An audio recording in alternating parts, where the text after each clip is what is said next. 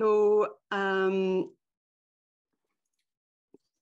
it will be a session hosted with the 3 Earth Holders community in English, French and Spanish.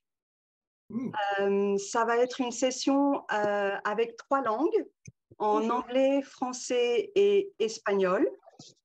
Si vous avez besoin de la traduction, if you need a translation, you can see on the bottom, there is a button interpretation. You can click on it and choose the language that you need, English, French, or Spanish. Si necesita una traducción, clica en el botón interpretación y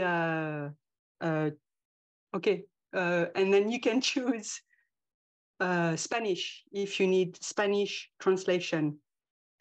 And the same for those who don't understand French and Spanish. That means you will need a translation in English, and you can click on the button interpretation that you can find on your Zoom screen, and you will click into English. Okay. So we will be together for around 2 hours. And we will start this session by coming back to our body, coming back to our breathing, coming back to the present moment.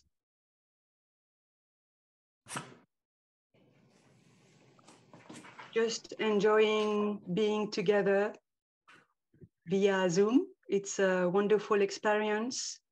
I know some people, they are in Europe, in the US, in South America, a little bit everywhere in the world. I will ask everyone to turn off your microphone.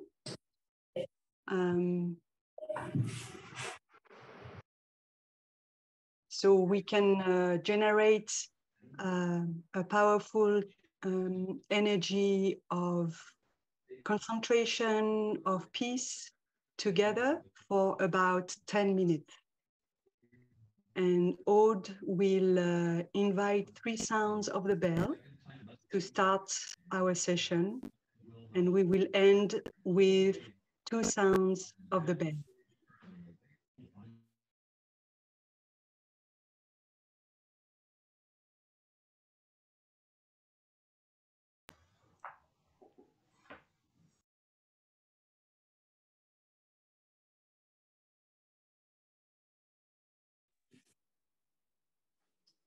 So Aude, you can unmute yourself, and please, if you are drinking or eating, maybe you are waking up, I would like to ask for your support to maybe turn off your video, and then maybe you can join us a little bit later after the sitting, so that the visual will not disturb those who want to settle down and be concentrated.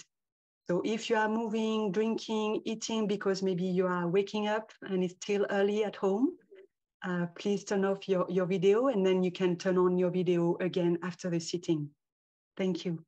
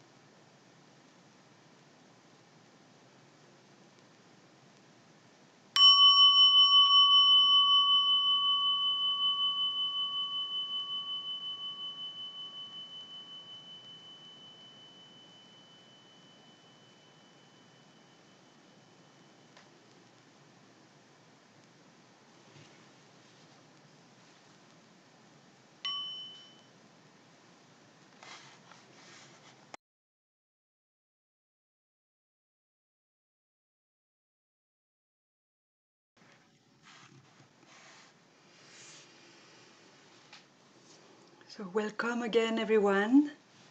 I'm happy to see many faces that are familiar, many names. So please, you can turn on your video. So it's more human, humanized than having some black square. So please, yes, join us with your video. It's more fun to see each other. And I will ask Nando to now share a few words. Sister Tung Chu, can you let the people who are in the waiting room come in? Thank you, Chaya. Yeah, I would like to ask Nando to share a few words about Michael before Michael will offer a talk. I think the topic is the ethic of interbeing. So we are all excited about hearing Michael sharing. Terry, can I just have a glass? Okay, so for those who are arriving, please make sure you unmute. And if you need, so Brother Michael will share in Spanish. So if you don't understand Spanish, please go into the button below, interpretation, and you can choose either English or French. Pour les personnes qui ne comprennent pas l'espagnol, vous pouvez continuer à écouter en français. En cliquant sur le bouton interprétation et en choisissant la langue qui vous convient. And you can also unclick the original audio. Otherwise, you will hear and Michael and the translation. So if you want just the translation, you can unclick the audio original sound. So I hope it's okay for everyone. Maybe we can allow a few seconds so that people can find the button interpretation, and then you can choose your language. So you can follow the sharing of Michael, that will be in Spanish. And now I would like to invite Nando to share a few words about Michael before his sharing. Dear Thai, dear Sangha, can you hear me? I am delighted to present Brother Michael Chamthangson, the true mountain of the Dharma. And I'm particularly happy to do it in a day where he celebrates 20 years as a Dharma teacher. I understand, after I searched in Google, that he received the lamp transmission in January 2003, so it's 20 years. So congratulations, Michael.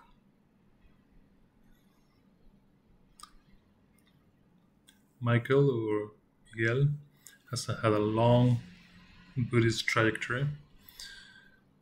Even before connecting with Plant Village, he had a trajectory. But one day, he read the book from Thai, Pieces in Every Step, and that inspired him so much that he visited the monastery for the first time in 1996.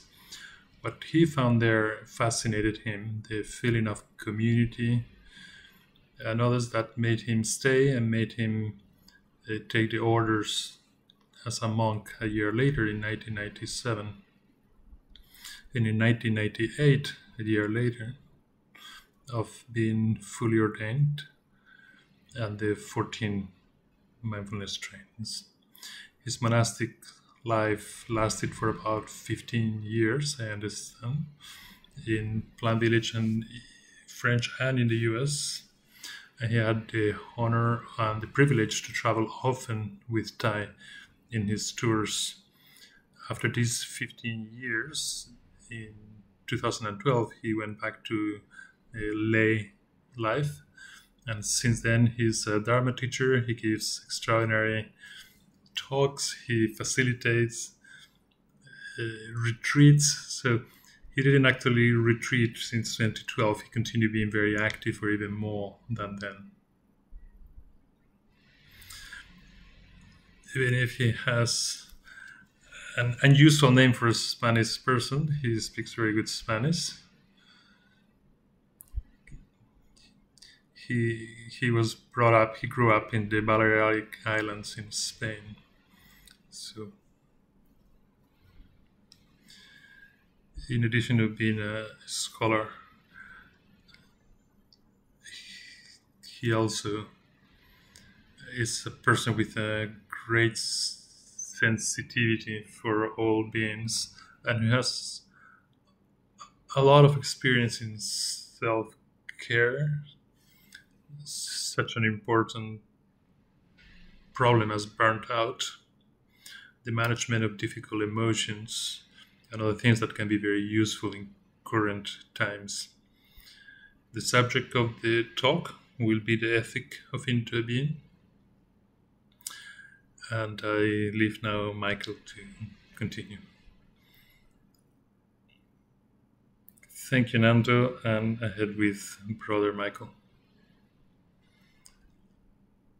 Dear Tai, dear Sangha, thank you so much. You've made a pretty high bar for me.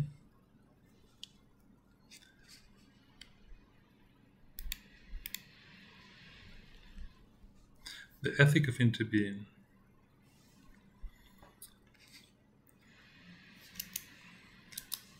My other title for this talk is Engaged Action. But I'm gonna list a number of points which are thoughts. It's more a process of thinking, of reflection. As we all know that when we practice, when we are in relation with challenges, there is no one answer. There is more questions to explore, and it is a process of transformation rather than an outcome or an answer to a problem. I am going to try to title of a couple of things. The first thing is safety, and the second is refuge. The third is the need of a profound connection with nature. And the fourth, also essential and very profound, is embrace suffering.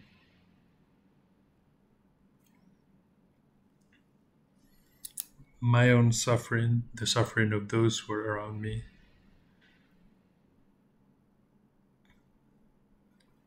and beyond. The fifth is engage action.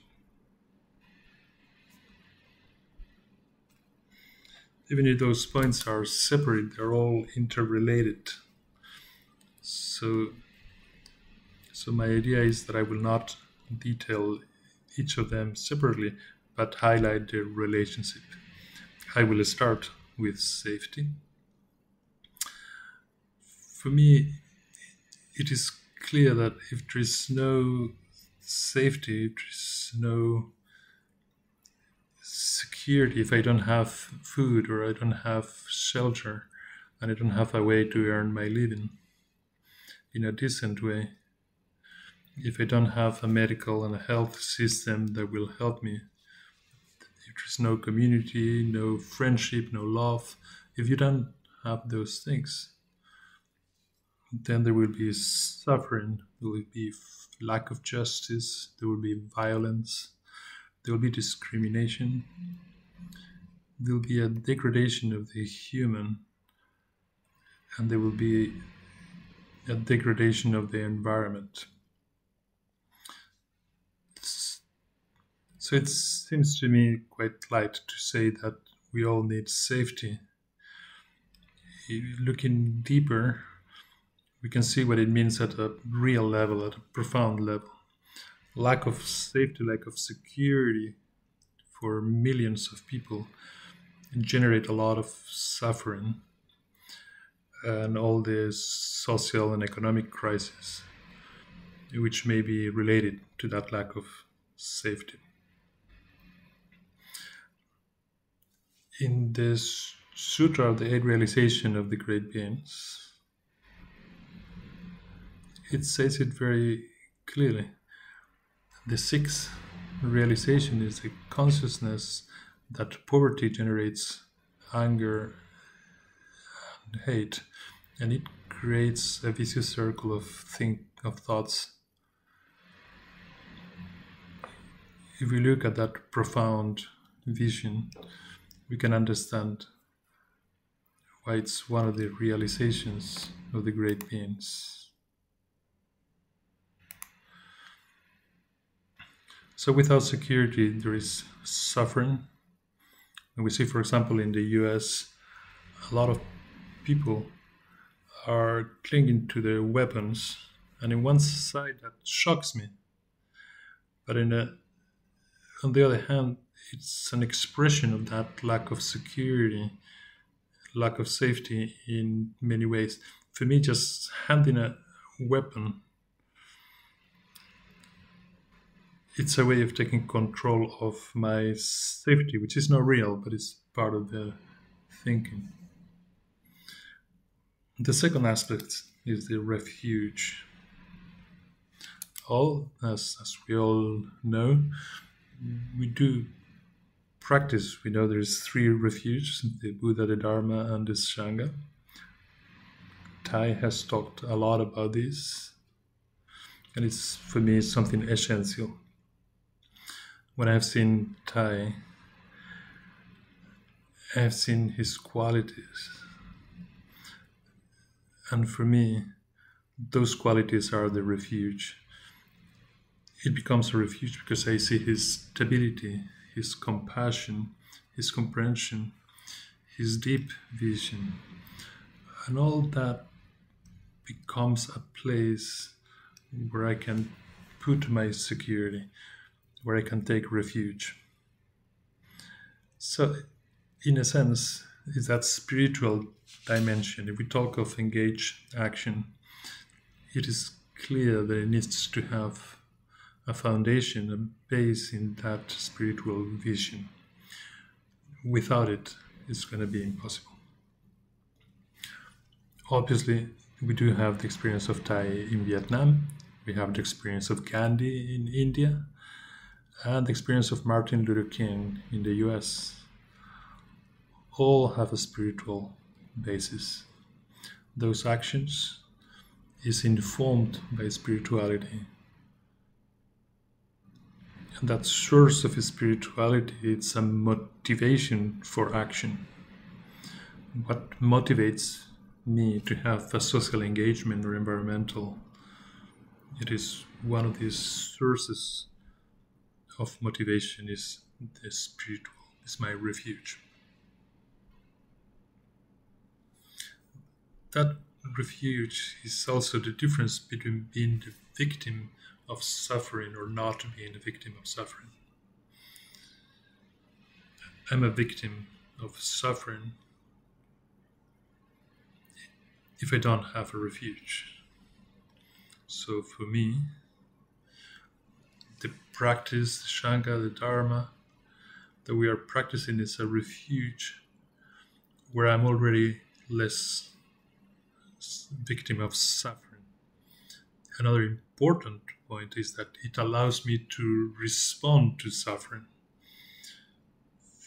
For me, when I arrived to Plan Village after I read Thai's book, is that here is one person who knows deeply the suffering of human beings, but he also knows how to embrace that suffering.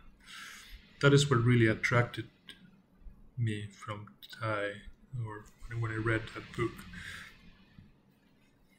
He has deeply touched this subject. But he hasn't been burnt out or destroyed by suffering, quite the opposite. And of course, within the experience of the Vietnam War, the 14 mindfulness trainings, they gave that capacity of Thai to respond from his own refuge. He says,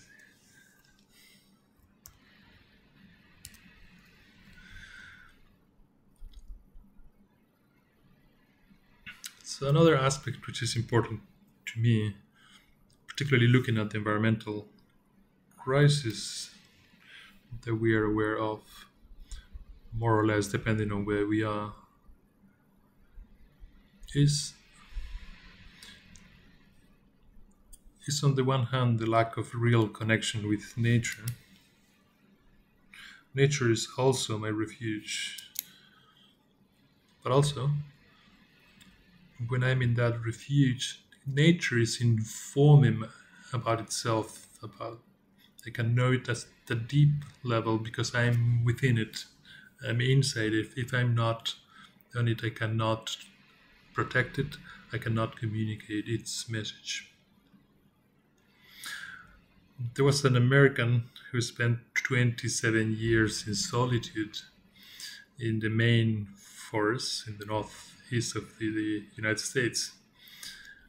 The interesting part of this man, who was not a practitioner, he just went to the forest and abandoned everything for 27 years in solitude.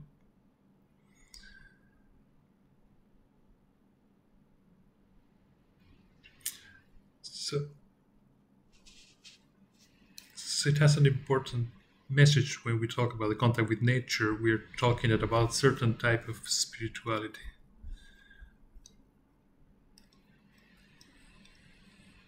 Okay, there is a mic that needs muted.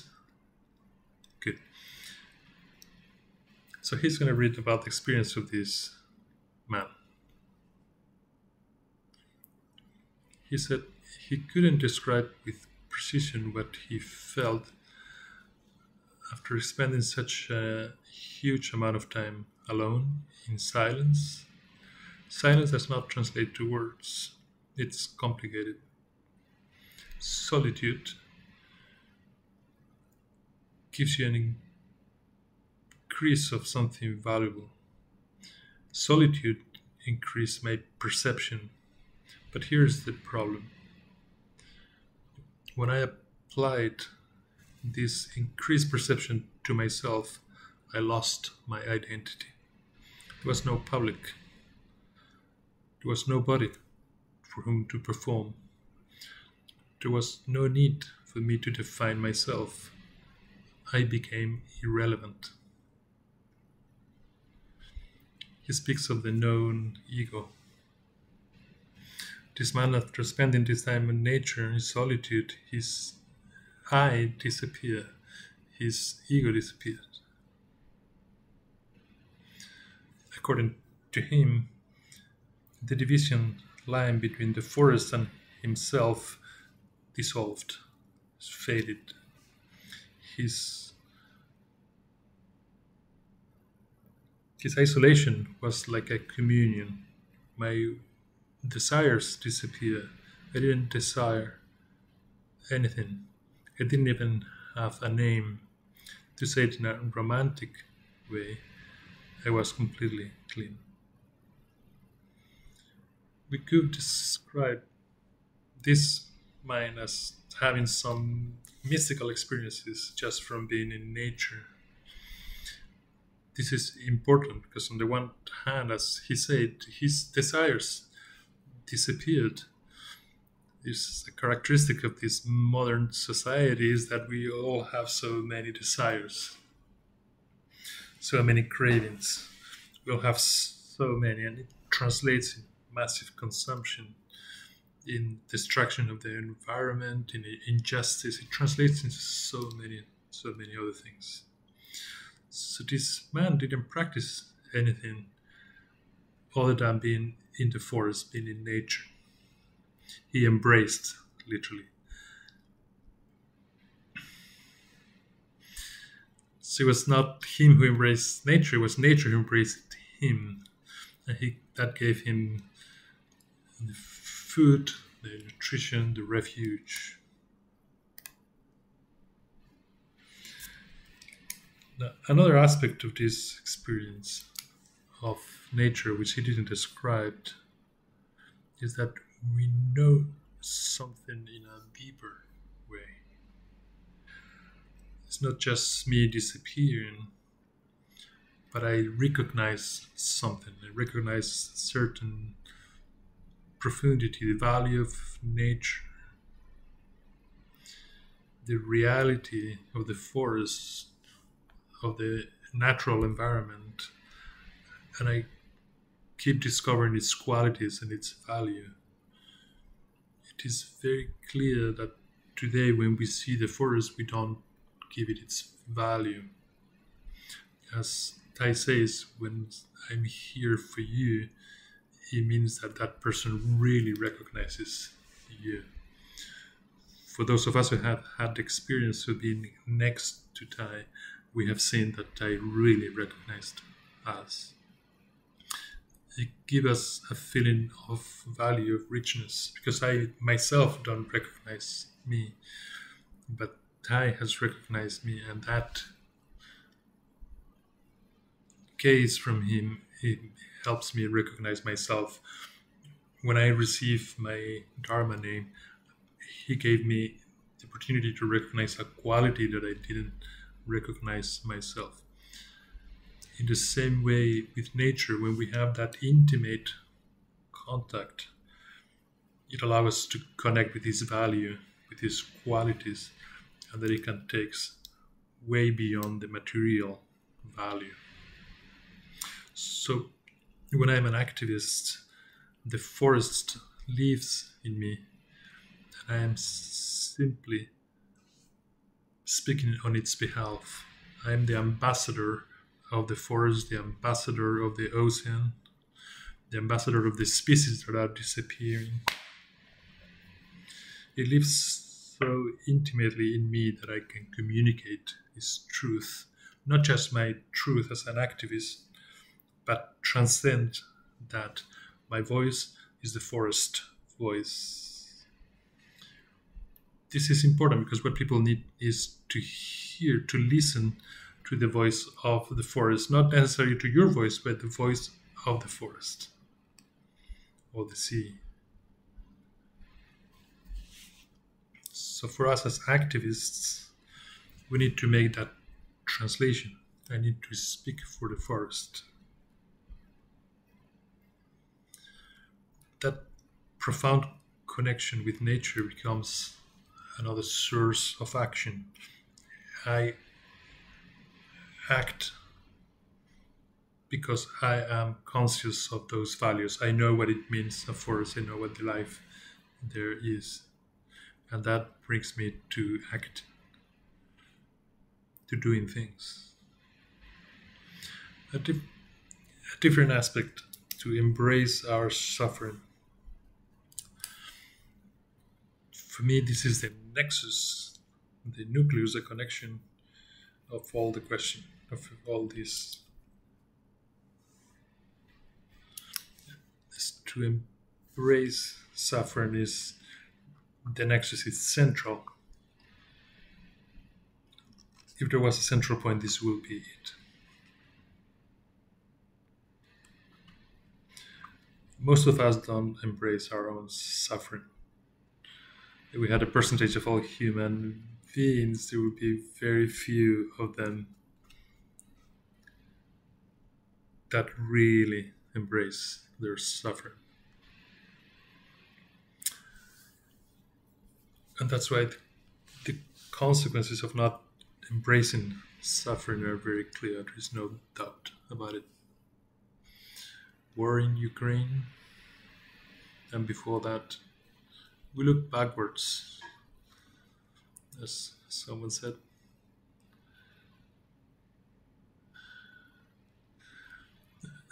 The one thing that we can learn from history is that we don't learn anything from history. We don't learn from it.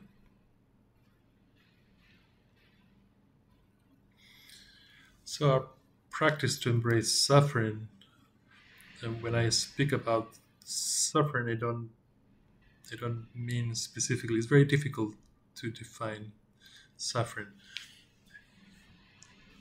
I know that I'm suffering, but what does it mean? If there's suffering, it's because it hasn't been embraced. If I have suffering, it's because it hasn't been embraced. Once I embrace it, there is a process of transformation. And it can take to many different levels. So when I suffer, it means that I have not embraced that suffering. As we know, as Buddha and Thai is at the center of the suffering is at the center of the teachings of Buddha and Thai.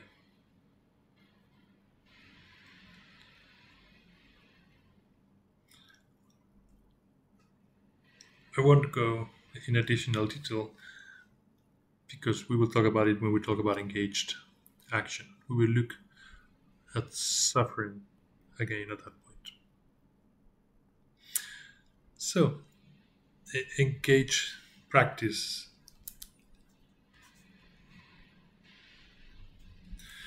One aspect of engage practice, engage action, is to see suffering with full clarity. Thai saw firsthand the suffering in Vietnam. He saw its causes. He saw how not to contribute to the causes of that suffering. And he acted in a way that he didn't generate additional suffering. Engage practice for me, it means to embrace my suffering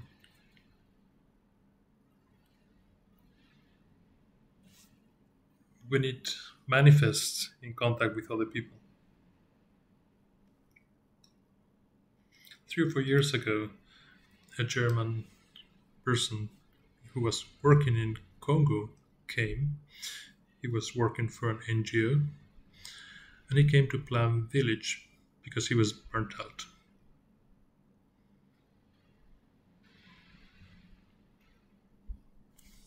Three or four or maybe 5 of his colleagues had been killed by a guerrilla in Congo. This was a really strong person with a really deep commitment to practice. But he was relating to a very, very deep suffering, a country of so much beauty and so much suffering in the Congo. So this man used to wake up at 3 a.m. in Plan Village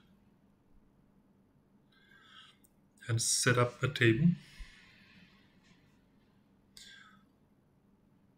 for those who killed his friends. Every morning he will wake up at 3 a.m. to invite to eat to the people that killed his friends. That was his way of managing that suffering. I was in awe when I heard that he was doing that. That was his way to manage this suffering, to be in contact with his other human beings. He had to manage that suffering. So the suffering manifested when being in contact with some other kind of suffering. Sometimes engaged practice means I need to retire to take care of my suffering. I am committed with an environmental, social situation.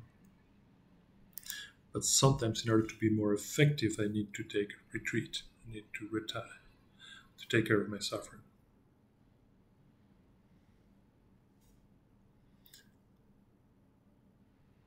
To take care of those seeds that are in contact with suffering. And I need to say this because in our society we don't recognize suffering. If there is war, First World War, Second World War, Vietnam, Korea War, it's because there is something in that suffering that we have not recognized. I may have the motivation to help, but I do not understand the implications of that suffering. I am in relation to that reality, and then I need to start touching its roots. This is quite strong. In order to be able to touch the roots of that suffering, I may need to take time out, to retreat, and take refuge in myself. For example, when in the US we suffered the 9/11 attack, at that time we were in a tour in the US. Ty gave a talk in Berkeley the day after, and afterwards in New York.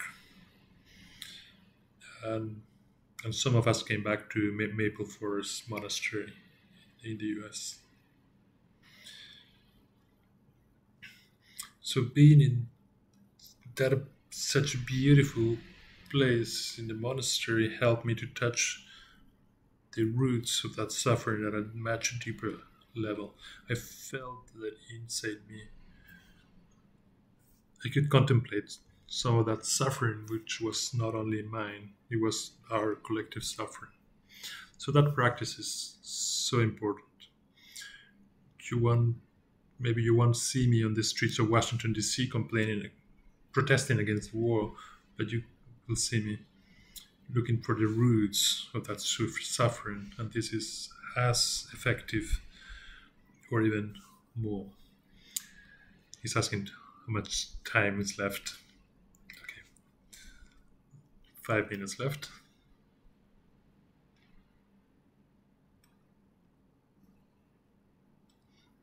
Okay, I've been told I can stay a little more than 5 minutes.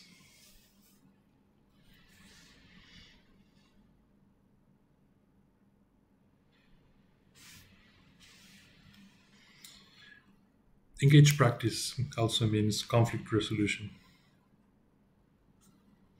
Is to enter in a process of communication with those that we consider our enemies, or those who are inflicting harm.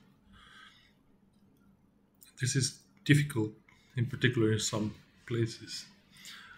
I have been exposed to a brutal suffering of an activist in the Amazonia. I'm not in Ukraine or in Iraq. I'm not directly. My exposure to that kind of suffering is small in comparison to those activists. So when I speak of conflict resolution, it may be easy, but when you get in contact with those brutal situations, it's quite difficult to speak of these cases. But it is necessary, though, to enter in a process of conflict resolution. And remember that this, for me, means my capacity to embrace my own suffering, my ego. For example, 1 week in London with Wake Up London, we went to an exhibition of weapons. This is the industry. It was the weapons industry fair in London. So we went not to protest, but just to make walking meditation in the entry of the place where this exhibition was taking place. We were surrounded by police. But for me, what we were peace. Our spirit was, are we peace or are we not peace? Each of us had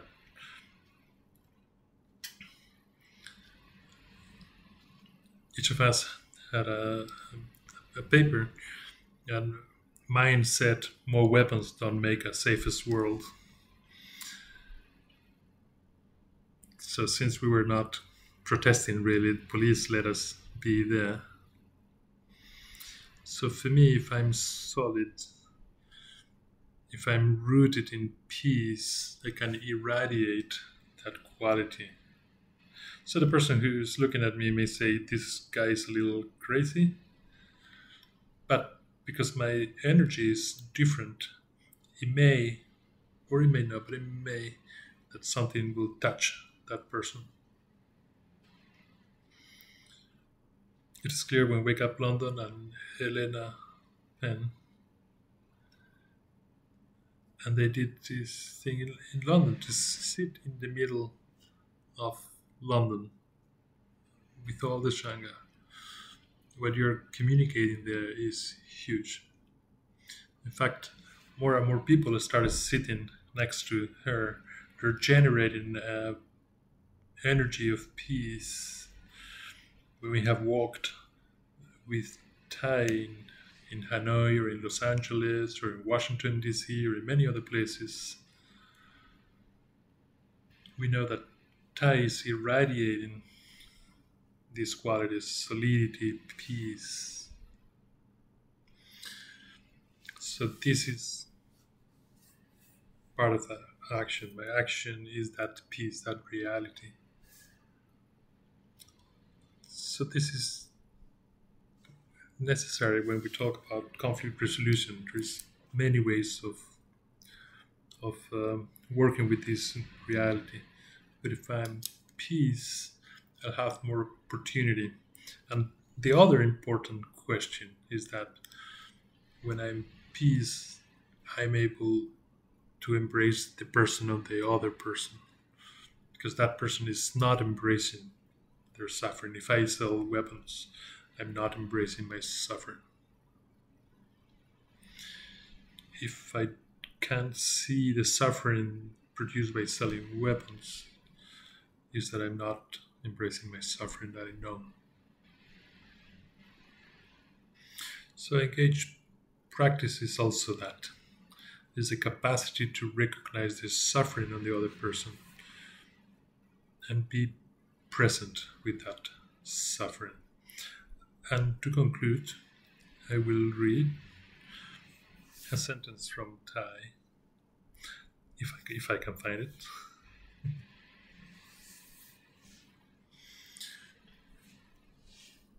It's in the book Loving Action. And it says, "We who have touched war have the obligation to take the truth about war to those who have never had an direct experience of it. We are the light.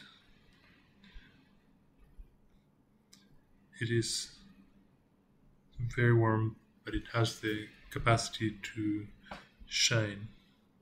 If we practice mindfulness, we know how to look deeply to the nature of war, and with our comprehension, with our understanding of deep vision, that together we can prevent that the same mistakes happening again and again." In this, he was talking to war veterans.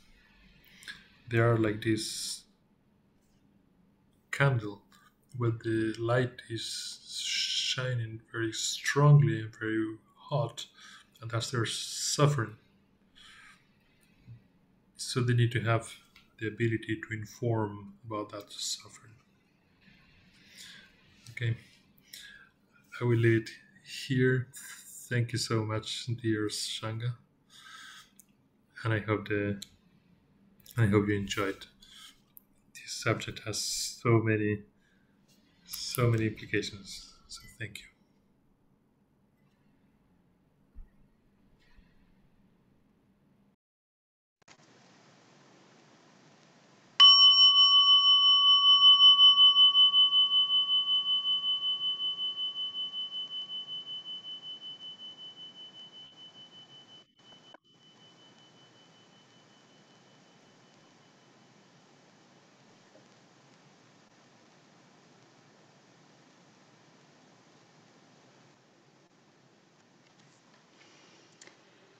Thank you so much, Michael, for this beautiful sharing. Just a moment, I take out the translation.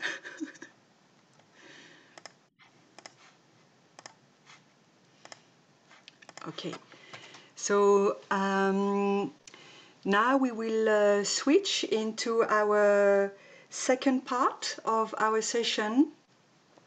So this is the first time that the English Earth Holders, the Spanish Abrazadores de la Tierra, and the French Gardiens de la Terre come together to offer this session to all of you and also us. We benefit also for coming together. And so we thought that it will be nice to have a kind of a sharing from each members of the three main communities. So I will take a moment to pin each members that will be on the panel. So please enjoy your breath. Maybe if you want to have a cup of tea or something, maybe that will be the moment. So I will pin everyone that will be on the panel.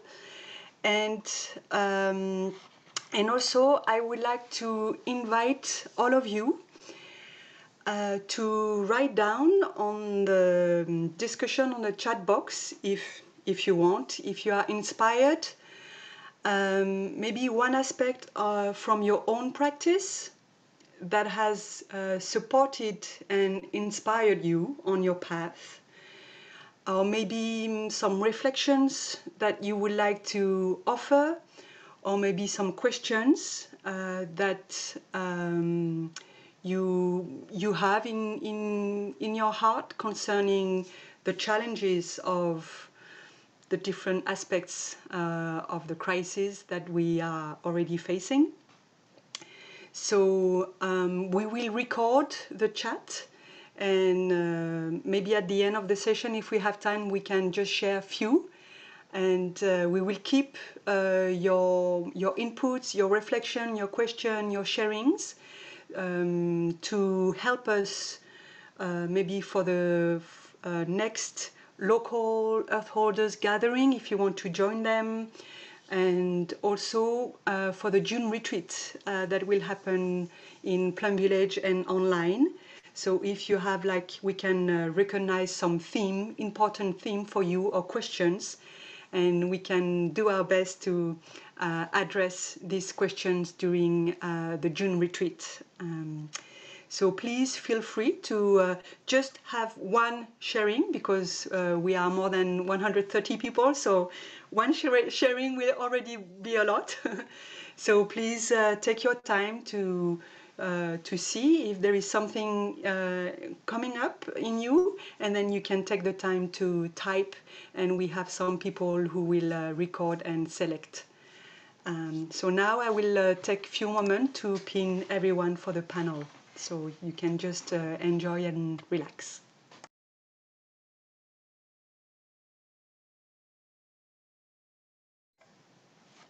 Okay, here we are. So these are our wonderful core members of the Earth Holders, the Abrazadores de la Tierra, and the French Gardiens de la Terre. So we are very happy and to have you. Mayra, you want to? I can start maybe to just share a few words about our sixth panelist. So my notes. So for the Earth Holders, we have Chaya and Simona. So Chaya is an OI member since 2019, and she has received the beautiful name True Radiant Cloud. And she practiced in the Plum Village tradition since 2014. So she's a core member of the Earth Holders. She's part of the Caretaking Council, and also she's the co-chair of the Earth Holders. And she is now living in the Philippines, going back to her roots, her family. And after we have Simona. So Simona has received the 5 mindfulness training in 2015 with the wonderful name of Dancing Presence of the Source. She's the Earth Holder Coordinator and also a member of the Wake Up Earth Holder community. For the Abrazadores de la Tierra, we have Nando y Mayra. So Nando practices in the Plum Village tradition since 2015 and is a co-founder of the Abrazadores de la Tierra, and he's also well engaged into another kind of movement, which is deep adaptation. So if you don't know that movement, you can Google it and or go on somewhere else. And deep adaptation, or the French is adaptation radicale, and you can see what is it about. Mayra is on the path to receive the 14 mindfulness training.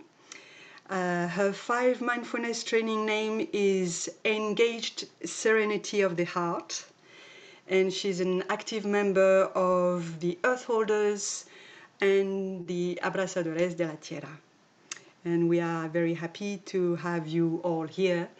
And finally, for the French Earth Holders, the Gardiens de la Terre, we have Leila and William.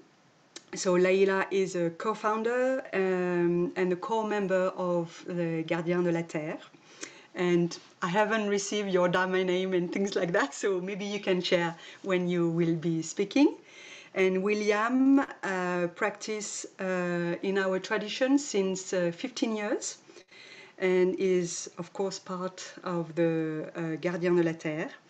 And he is also taking part of other kind of engaged action with Extinction Rebellions plus. So you will be able to share with us your path of being an activist later. So now, so Mayra, is everything good about the hotspot poet's light? Okay. So for the translation, we will do first the English, and then so I will ask some questions to Chaya and Simona in English, and then we will switch into French, and then we will finish into Spanish. And Michael will help me to hablar español. Sí. So we will allow some time for people to click on the right button to be able to follow the translation. And we hope everything will be smooth for everyone. So perhaps before we start, I would like to invite Aude to invite a beautiful sound of the bell for us to come back, to breathe together, and to enjoy this moment.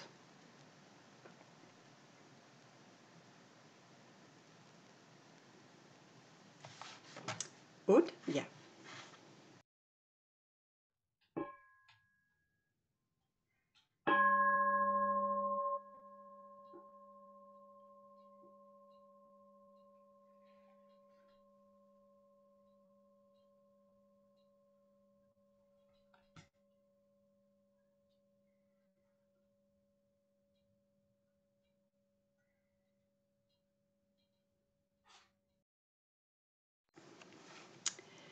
So, dear Earth Holders, Chaya and Simona, so also maybe just to remind everyone that 6 of you, so maybe your sharing will be quite short, even though I'm sure you have a lot to share about your own experience. So perhaps one of you can share about the Earth Holders community, a few words. At the end, we will send you all the link if you don't know it, if you want to know more about the Earth Holders. And perhaps also share about what Earth holding and Earth justice means to you, and also how being a member of Earth Holder help you maybe in finding joy and, you know, and keep your passion alive into helping the world. And also the other aspect that Michael mentioned about maybe embracing your own suffering as a member of the Earth Holders. How does it help you to not fall into despair or anger or, you know, this thing? How does it help you to take care of this? So I will let you choose. I think you know who will speak first. So sharing about a few words about the Earth Holders, and then yes, the relationship between Earth justice and social justice, and how does it help you on your path.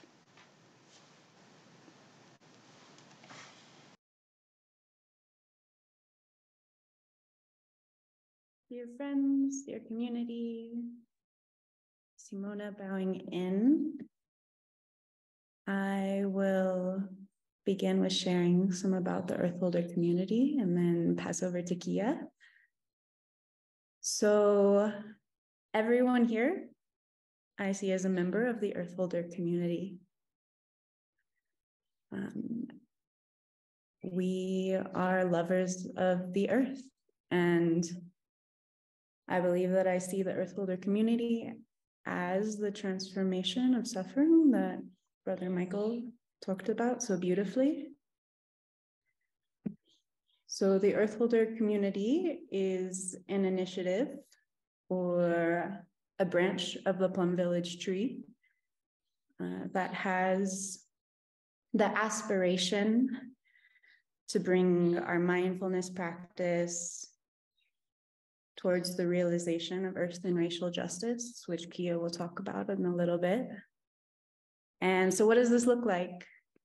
It's community collaboration, direct action, earth-holding practices, self-care.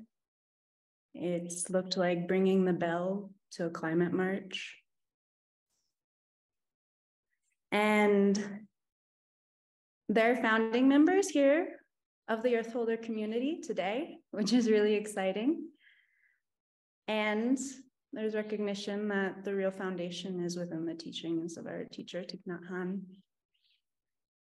So this is a global group, and there are many, I would say, Earth Holder community sanghas popping up around the world, sprouting. And so if anyone here would like to become more and more engaged as an Earth Holder, there are many ways to do this around connecting with your local communities and also a global community, like I believe like 130 of us here. So if you're more interested in getting engaged, there are resources that I think are going to be shared soon. And please reach out and know that that we're happy to receive you. We're happy you're here, and the Earth Holder community is home. So I think I'll pass over to Kia now.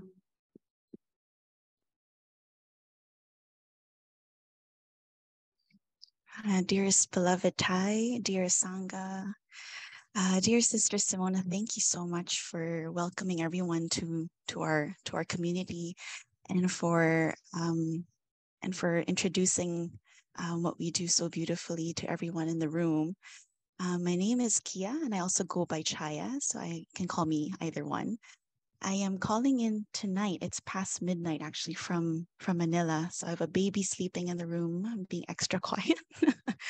But it's such a joy. It's such a profound joy to be in the circle with everyone. I think this is one of the first, maybe Sister Lukim, first time, yeah, that we are quite literally a circle around the planet, gathering for the earth, to learn more about how we can hold the earth and be and show up for the earth and for ourselves.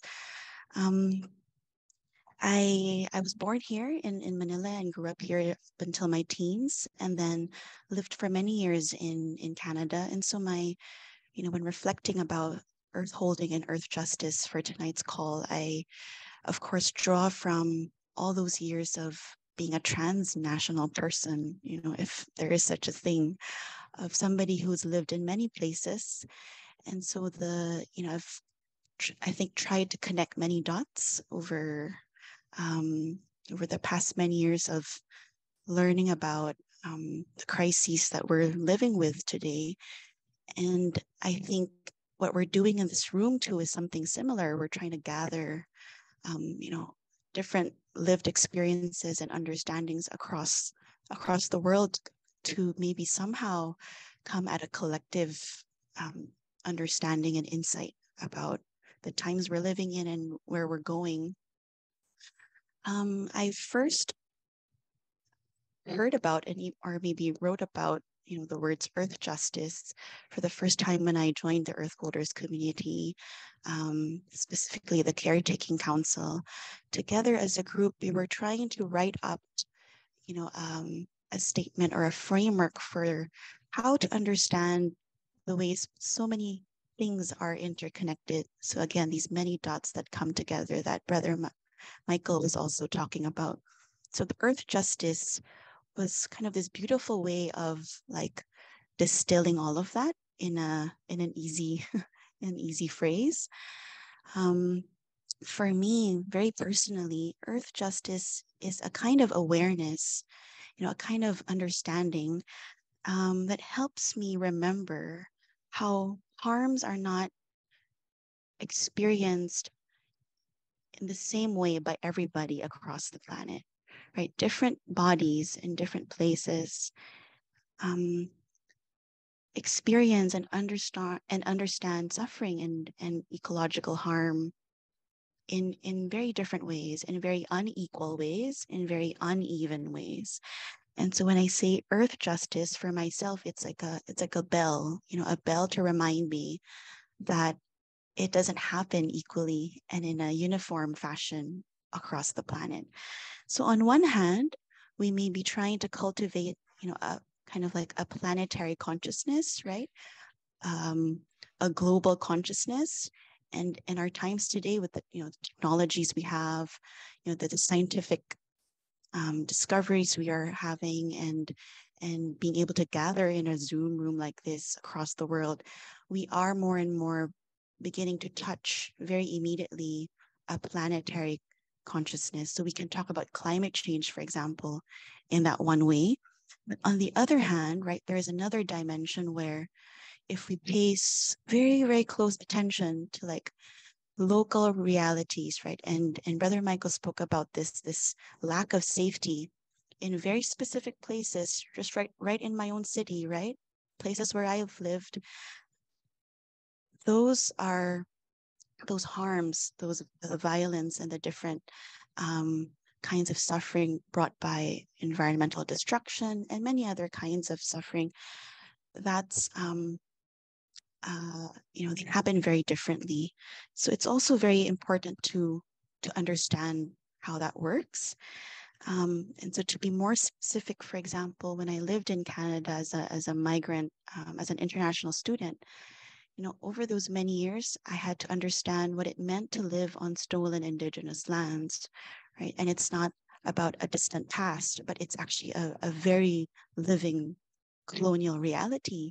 And I remember when I would do walking meditation or do mindful walking just down the streets in downtown Toronto, while I was being with my breath to bring my mind home to my body, at the very same time, simultaneously, my feet was touching, concrete pavement that, buried countless indigenous bodies, right? And it's right there, underground in our very city. So to really touch the reality and the pain and the grief of colonialism right now was something that my practice in Plum Village actually helped me really to touch in a very deep way. And now that I'm back also in the Philippines, Mayra is here on our panel, calling in from Brazil, but our countries, both of our homelands have just swapped places for being the deadliest country on the planet for environmental defense, right? And for me, that's not a fact that I can just, speak about as if, I just read that on the paper, but it's a lived reality that is here, that we breathe that reality every day in our lives here. So that for me is what earth justice helps me to really embrace and look at straight very clearly in its face. Now coming to earth holding, what is earth holding? I think that's changed for me in the past many years, but I remember in one of Ty's talks, he said, he wrote a book about the environment, which was titled The World We Have. And then he said, post-publication that, if he could only change the title as advised by his students, he would maybe call it instead The World We Are, because the world is, the earth or the environment is not just something that's out there, but it's right here. It's who I am. It's who I am being. That's the world I have right now. And I'm a young mom of 2 little ones, and my husband and I talk about this often. The children are such an immediate. They're such great teachers for showing me that, real time. If mom, how you are is the world we have right now. How we are is the world we have right now, and so that's really transformed, I think, how I viewed, my work as an activist, then as a social worker, doing disaster response every time there's a big typhoon coming through the country. Over the years, I can see that it's become less of like I need to save something outside of me. I need to save people who are suffering. I need to go out there and protect something or some place or some community. But it's really become like a falling in love, a deep falling in love with all of this, with the earth. And so when I'm in relation with the earth, it's become this sort of this love affair. And so it's less a need to save, but it's a desire to be with those you love. And maybe from there, Brother Michael was talking about this spiritual dimension where our work can come out of. Maybe it's from this place of falling in love that Ty talks about, that I can continue to be with those who work to restore the forests, to work to restore indigenous sovereignty in the country, to restore well-being for humans, but also for the more than human friends we have. So I'll keep it there. I'll leave it at that. But it's beautiful for me to also realize that that insight has changed for me along the way these past many years. For those who've known me, the way I've protested out in the streets for all, so much suffering in my homeland and also in North America. I think over the years, Thai and the Sangha and the teachings have really brought me to a different place. That's where I am today. Thank you for your deep listening. And I would love to hear what Simone has to share about earth justice and earth holding. This is Kia bowing out. Thank you, Chaya, for your sharing. I'm just aware of the time. So our session will end at 6 o'clock, in half an hour.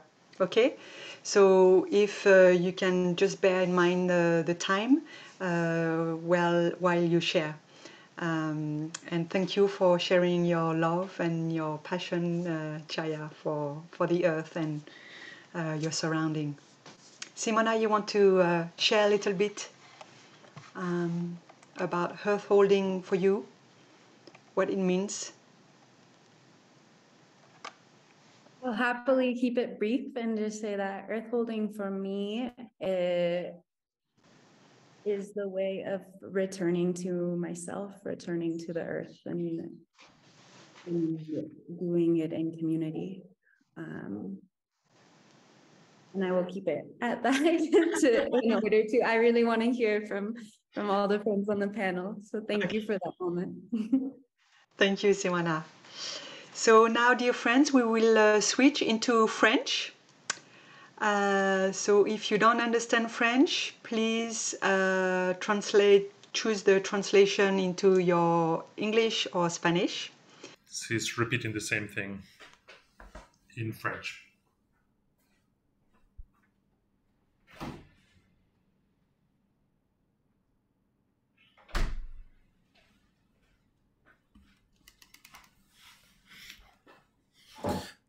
So I will start asking William to start as a follow-up to Chaya's sharing, who has mentioned the fact of how you feel in yourself a movement to go to the outsides and to do things to help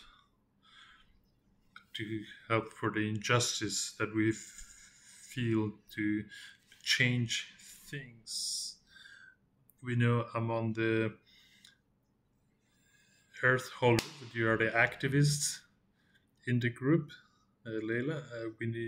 And that's good. For me as a monastic, which I'm stuck in the monastery, it's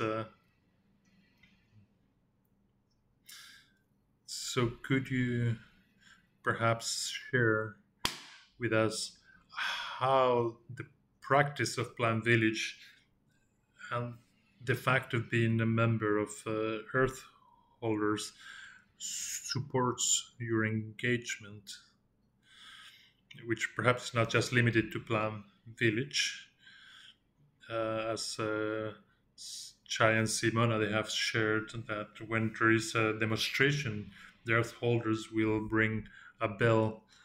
So maybe, so how does that work? How does that work for you? Michael also has shared during his teaching that being in peace, being in the peace, I've been able to irradiate peace also can impregnate others around you. So I imagine that you, as a practitioner in Plant Village, you bring a different dimension to the movement, to the activist, non-violent movements that you participate, and perhaps you could share with us about the complementarity of these activities with you, being a member of the Earth Holders. Dear Shanga, my name is William. I live in Normandy, an area that was destroyed during a war. And I don't know who owns it, to whom it belongs, other than the animals and the trees that were there before. I'm a privileged white man that has benefited from the oppression. And in this sense, I am this stereotype of the person responsible of the ecological disasters of today. I'm a white man who benefits from this destruction and from this colonialism. This could be a very heavy load to carry.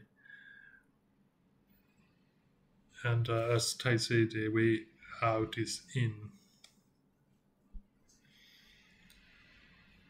So when I heard when the monastics were participating to these kind of actions, I was very interested.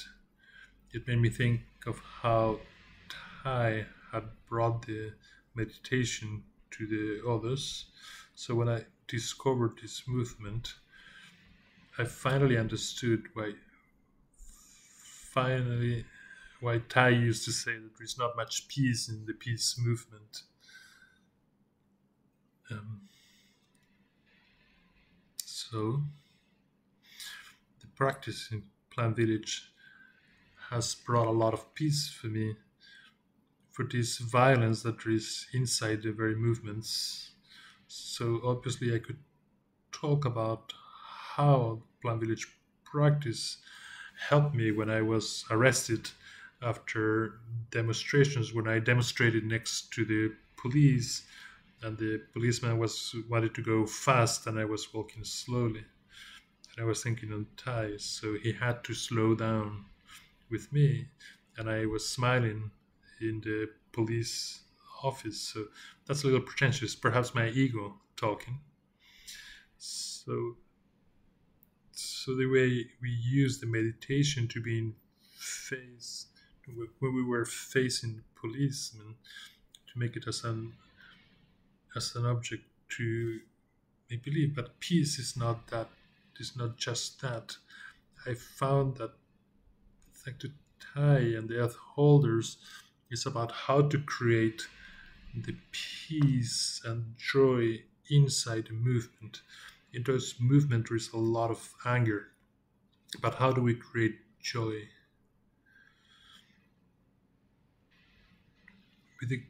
With the earth holders and other members, we organize online meditation, not to block, but to invite peace in ourselves and around us. What I've learned from the earth holders as well is all these flowers, all these ways of being an activist. Yes, there is an outside activist which is strong and wants to block things. But then there's an activism of sweetness, of softness.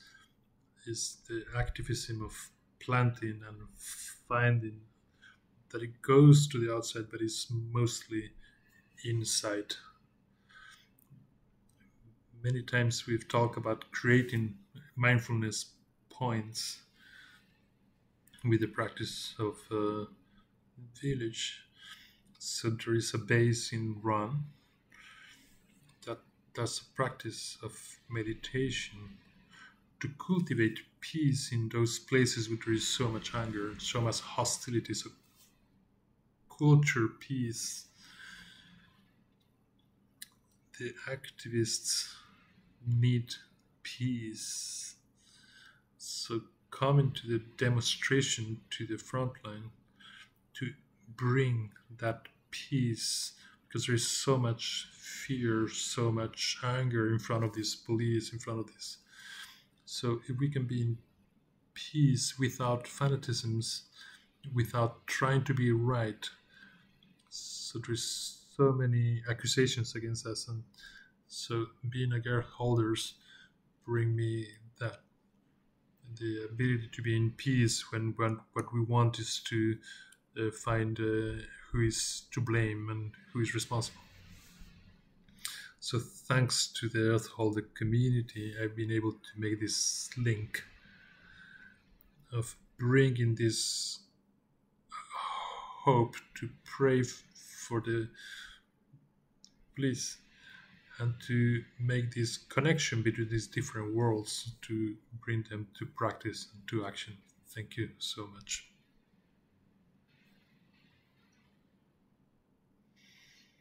Wow. I'm full of love and peace thanks to your sharing, William. It's very profound and very just. Now we're giving the floor to Leila to continue with the love and with the taking care, which is your credo. You can share with us a little bit. So what is for you, being part of the Earth holders, how does it help you in your daily life, in your commitment?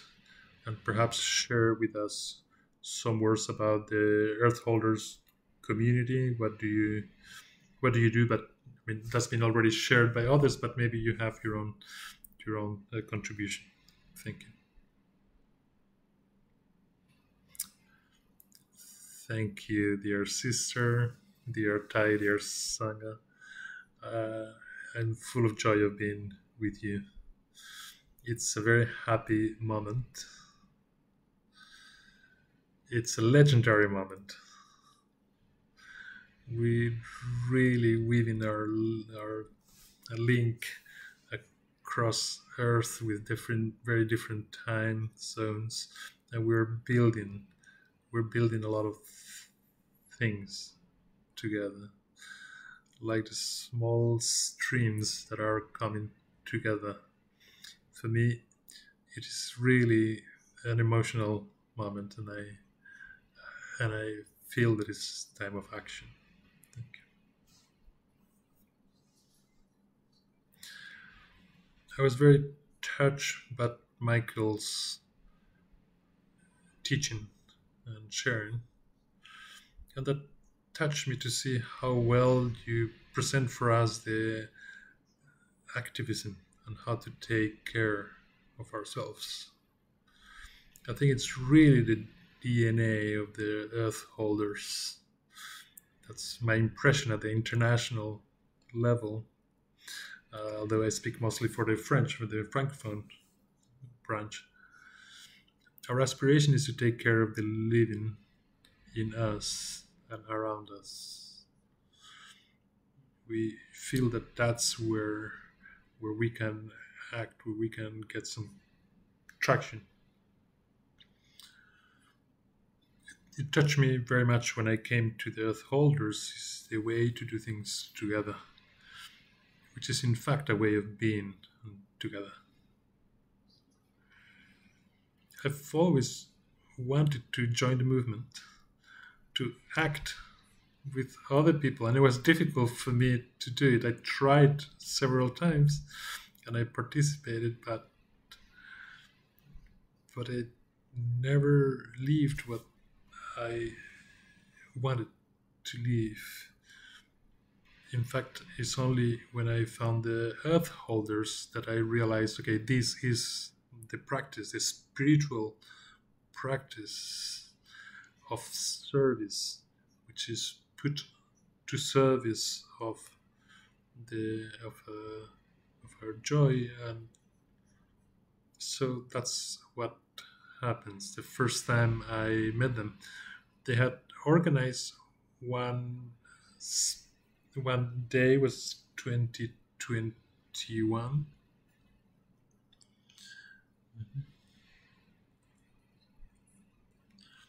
So it was the activity during the day online, a work that make us touch the reality of what is going on. And I had lived in a different context, but now being in this online retreat about the climate change, it was amazing how to be together with these people who were very solid, very calm, and very so it was the co-creation and the way we ended with this feeling of community that brought me joy. In addition, in the afternoon, there was another practice, which was, I've missed the name of the practice. So that was great, because we just took the time to relate to the different ages of the earth, about all the living that is on us and traverse us today, and then to link the consciousness, touch,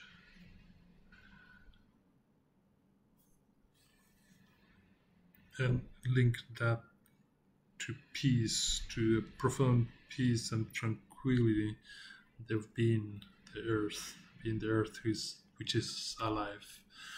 So that was a big change for me. I wanted to practice to emerge the need for action. So so that's how it works. The Gardien, which is the name of the French branch. So the Guardian is a feminine name, and that's something that we live strongly. So this morning we were in a Shanga, we were together, and we were having the time to practice together, to know each other, to share our lives, and live the practice of the village together. So that morning we shared the joy of sharing with women who were victims of sexual violence, and how they worked together was transforming them and doing artistic, creative work that they were even able to sell, and that was a transformation. So there's a lot of many ways in which it helps. I just see all the faces on the screen, and we see there's so many different ways of engaging. So also how the different streams are coming together. It's not something we're doing, it's something we are realizing now that we have already achieved, bringing these streams together. I feel this is what Thais asked us to do. He asked us, and that emotes, and when he asked us to create Shangas, our family, our village, but to create Shanga even online, and that's what Thai was asked us to do, something very powerful.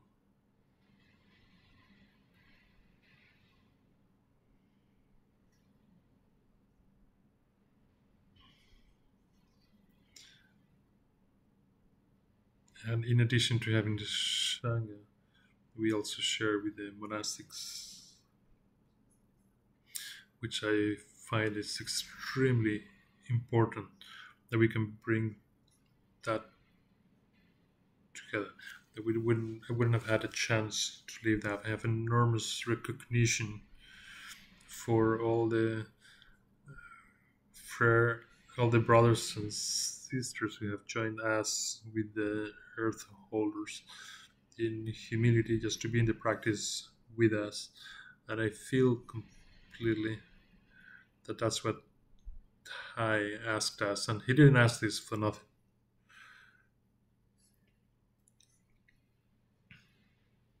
When we have in the Sanghas these people who have dedicated their entire life to practice, it brings the presence, and we benefit from that. And we know that the monastic also benefit from our routine in the daily life outside of the village. I have so much to share, but I'm looking also forward to listening to the colleagues, and I thank you so much. Thank you so much, Leila, for sharing. And the reality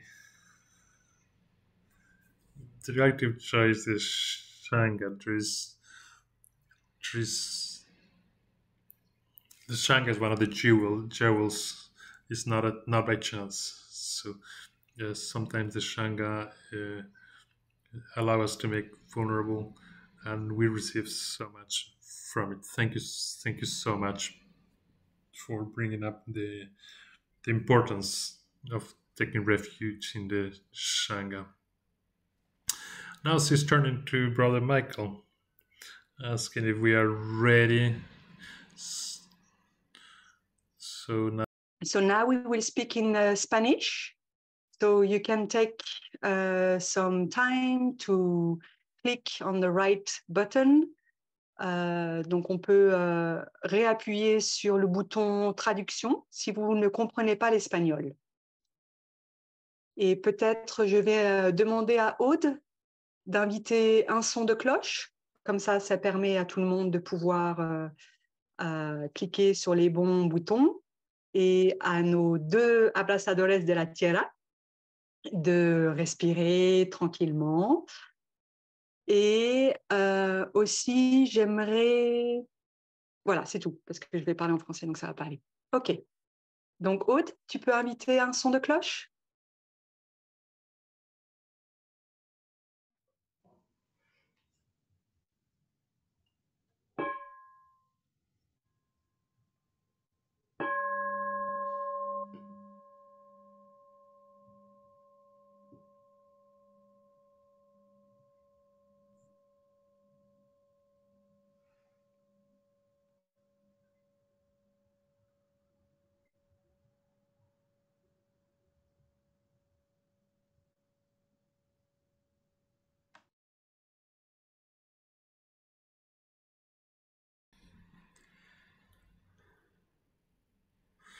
Thank you so much for the bell.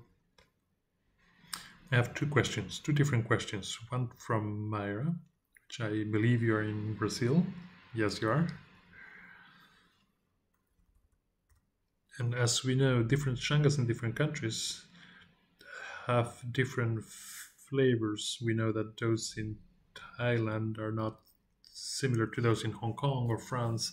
So I would like to hear a little more about what is the flavor of the Shanga of earth holders that you practice in Portuguese, and what is the actions that you have? How do you live and the earth holders in your region? And then for Nando after her. And Nando, you have experience in so many organizations. Your personal life is so rich. That has taken you to go to Abrazadores, to the Spanish earth holders. And the ability of being here. So it makes me curious, after so many organizations, what brought you to earth holders? What attracted you from it? So those are the 2 questions, and we will start with Maya.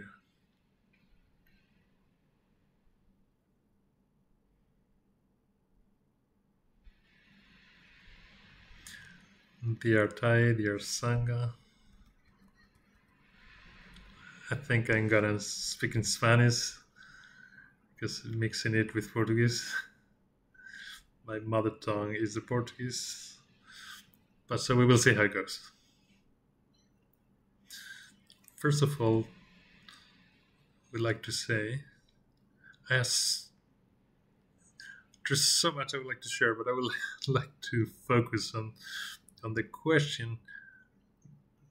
But I would like to thank you, Michael, for having mentioned the Sutra of the 8 realizations and the plan of poverty, and how poverty generates hate, how it is necessary, and that we need to address.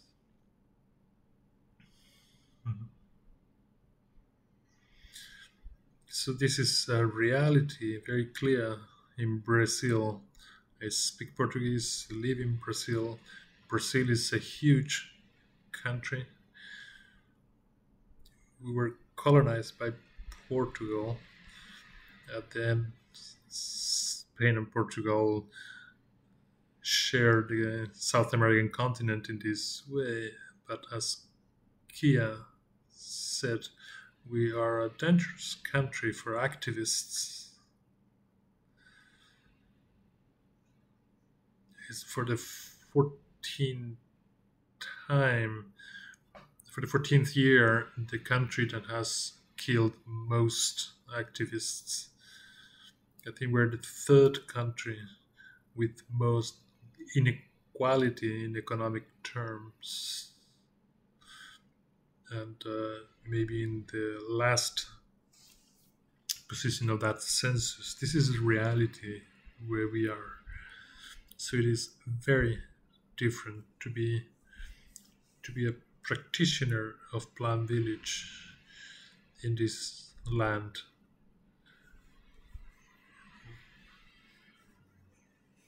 Right now I'm in the land of my ancestors near the forest. He's so in the forest.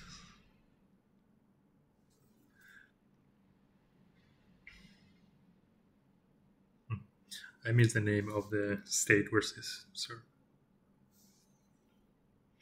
So I mentioned this because this understanding of the ethic of she's saying that maybe you're listening, maybe you can hear the fan because it's so hot at this time. So the understanding of this ethic of the engaged practice, as Leila said previously, she had the same, adding the spiritual practice to the service, and this is how I arrived to the earth holders. One day I arrived to earth holders to one meeting, and I really liked it, and I said, wow, this is it. I didn't know it existed before that. So I wrote to Simona, and she replied, and I started doing some translations to Portuguese, and I lived in Argentina a couple of years. So she invited me to participate there, where the earth holders was starting to manifest as well. So thank you, Simona, for that.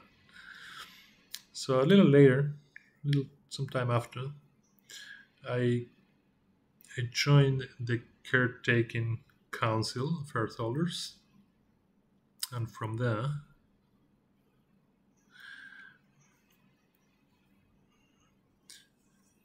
we started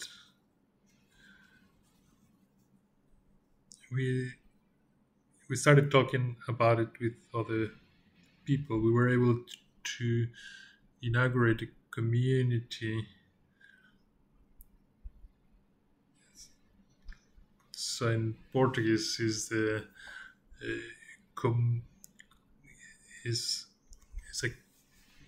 in Portuguese, guardians is also a feminine word, like in French. So because of that, at the beginning, only women would join the group. So they changed their name to make sure that we are a community that had the people. So we know the earth has no gender, but this characteristic to involve people, and involve in particularly women, that is of great importance for us. So I'm trying to be faster. It's not my strength, but I wanted to share that.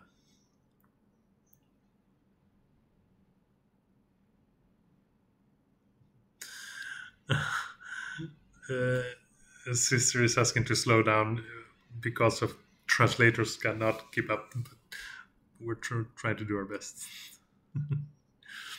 So this is then the subject of social justice. We have our father of environmentalism, Chico Mendes, who was an environmentalist in Amazonia, who was involved with the Catholic Church, with the Franciscan movement. He has a sentence that guided us.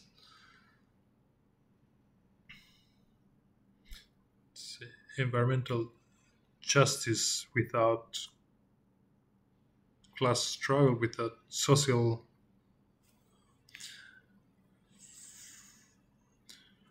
environmental justice without social justice is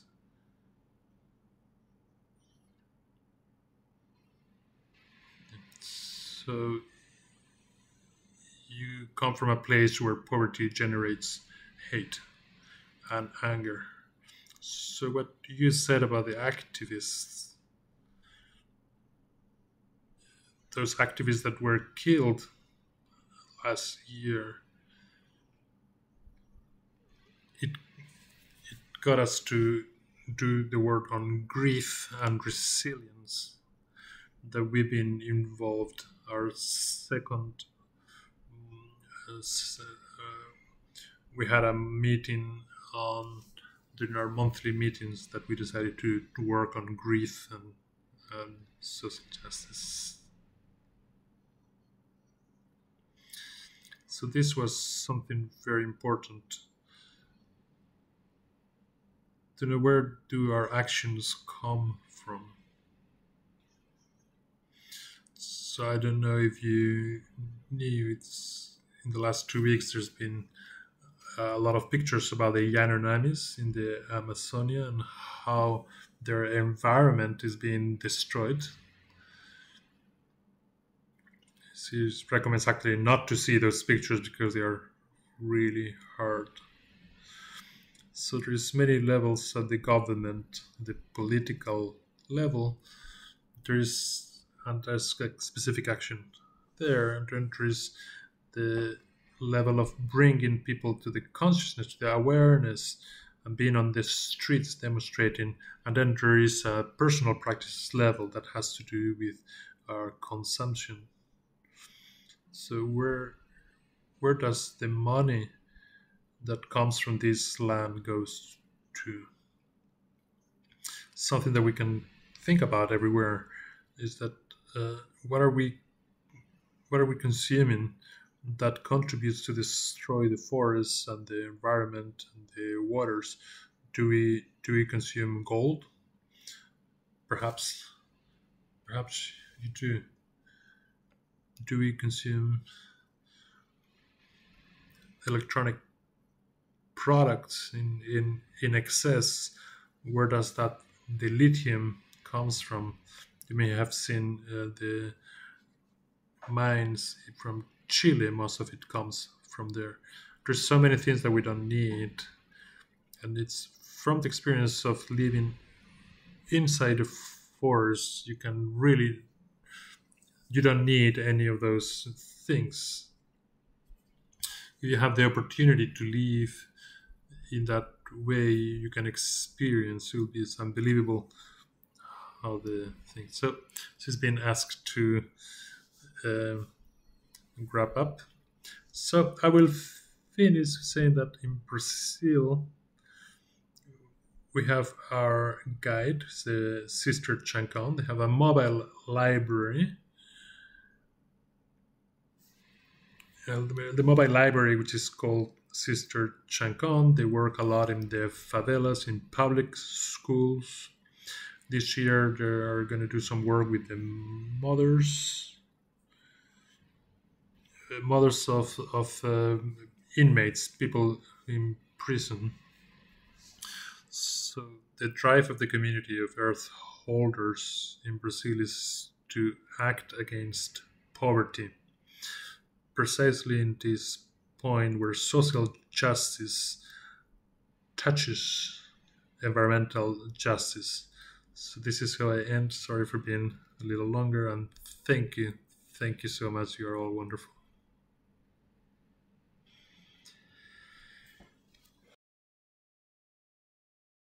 Muchas gracias, Mayra. Thank you very much for your sharing. And I know it's very short time. So Nando, share a little bit. No. Thank you, dear Tai, dear Tanga. I'm conscious it's almost the time to go, so I'll try to be very brief.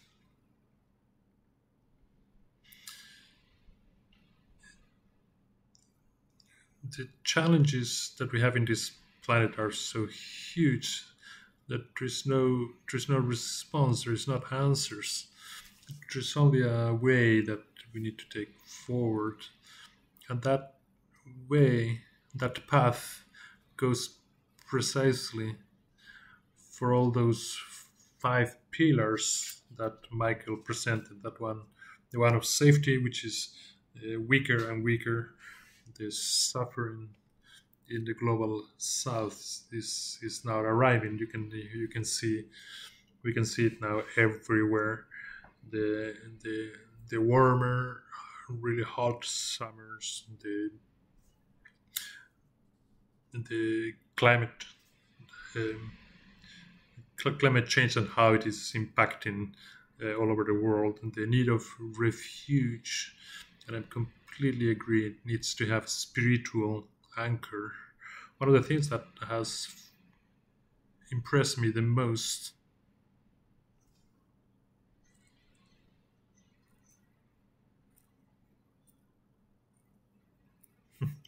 is being asked to slow down to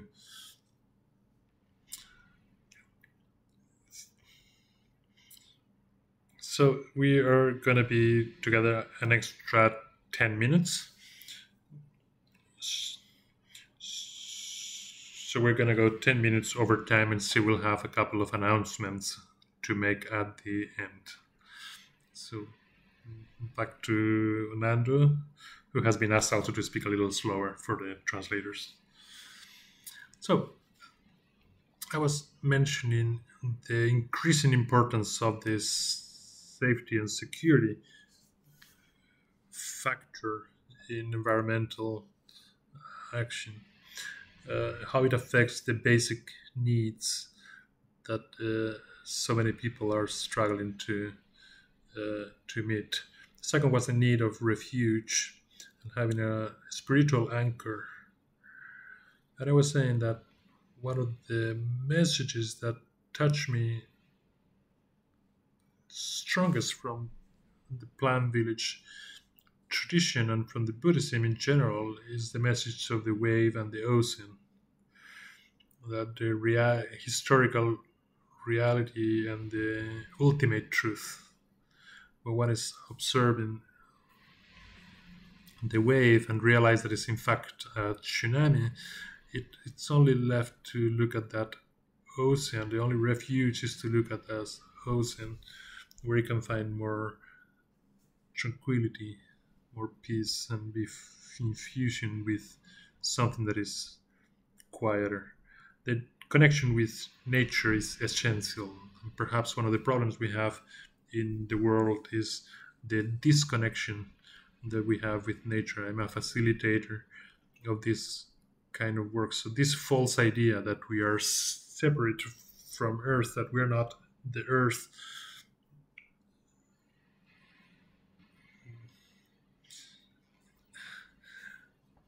difficult to translate. Spanish makes a difference between being part of and just being in the earth. So we are the earth. We're not just in the earth. And you have to be able to feel that. And then the idea of embracing suffering, for me, it's probably the mindfulness training I practice the 5, and I don't think I have enough level to do the 14, but I do the 5. But the 5th, it's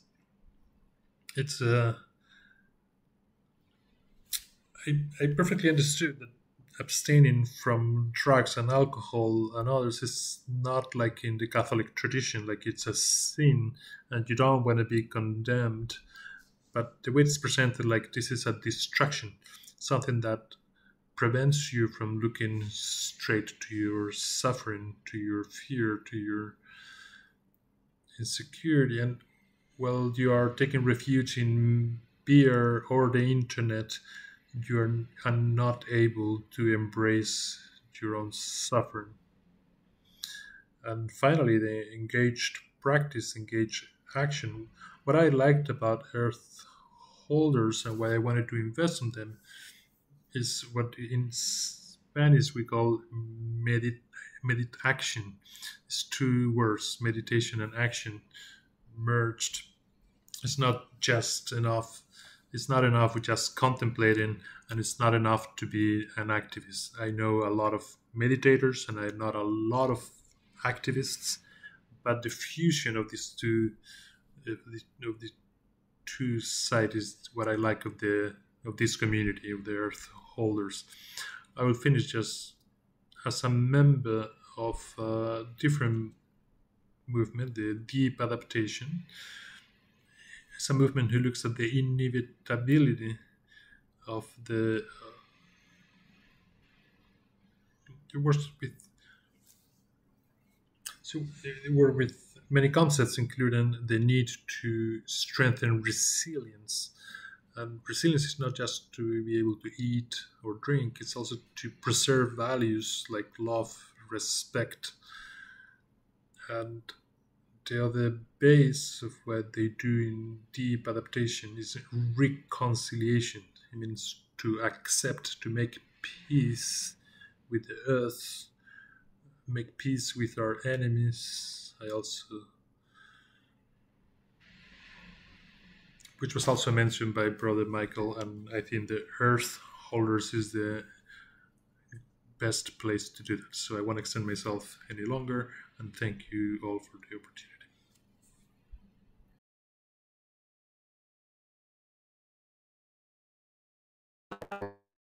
Thank you, Nando. So I will speak in English from now on.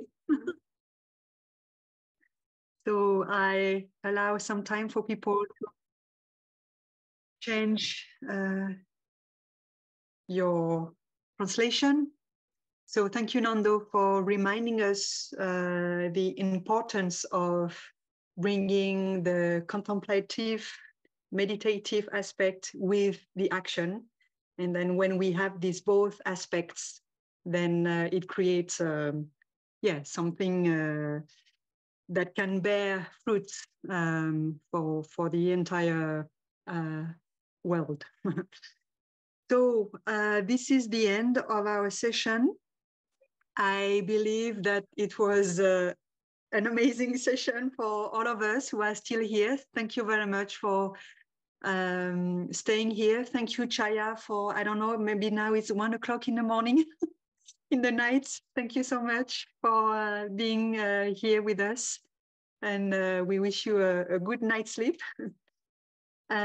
So this is the end, but this is the beginning of something else. In June, as some of you know already, we will have the Earth Retreat in Plum Village, France. So the registration is now open. So you can go into our website, French website and English website to register if you want to come.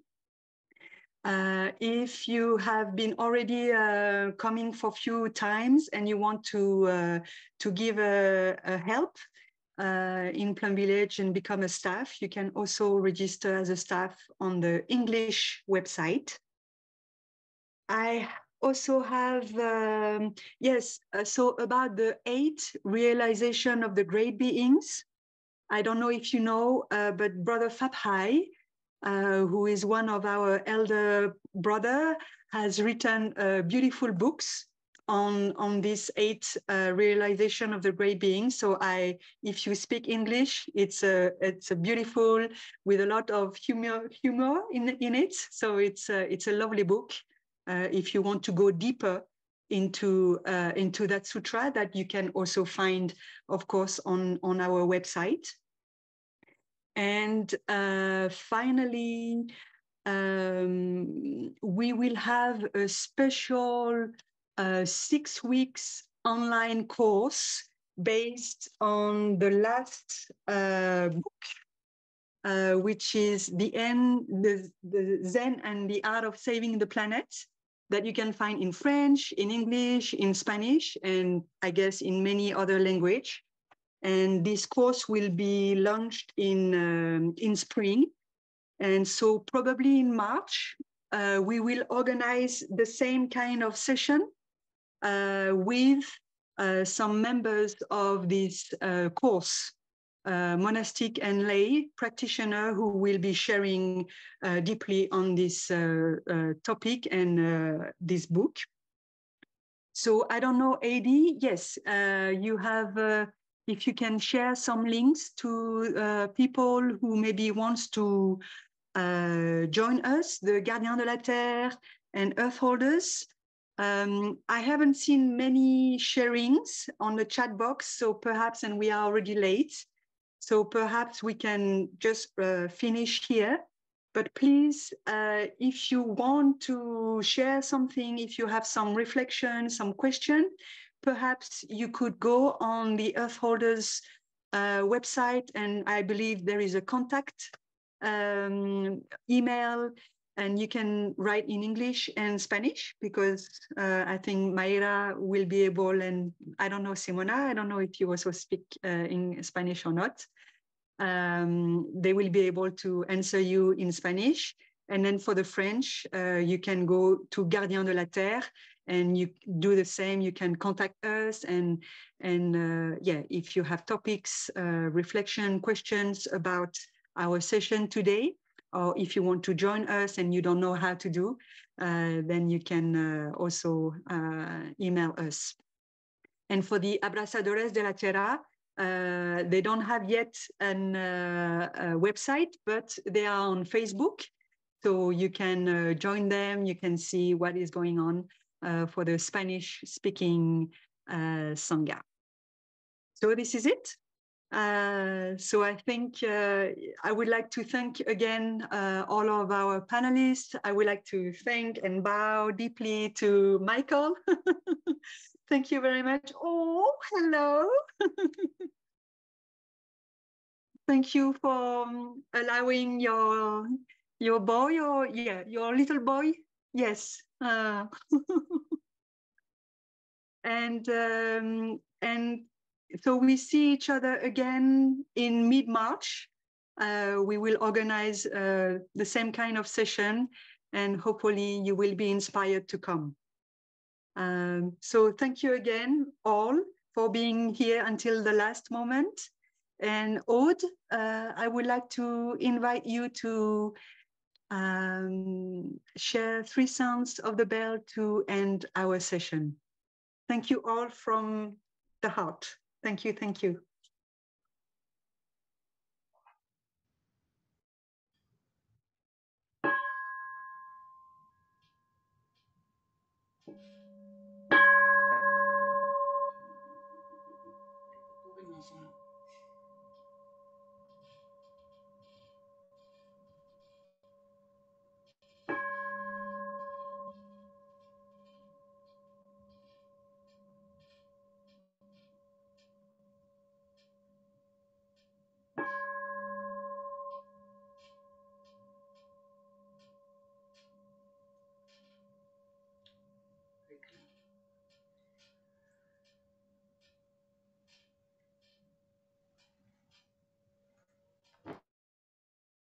Au revoir, goodbye, adios. Thank you, bye-bye everyone.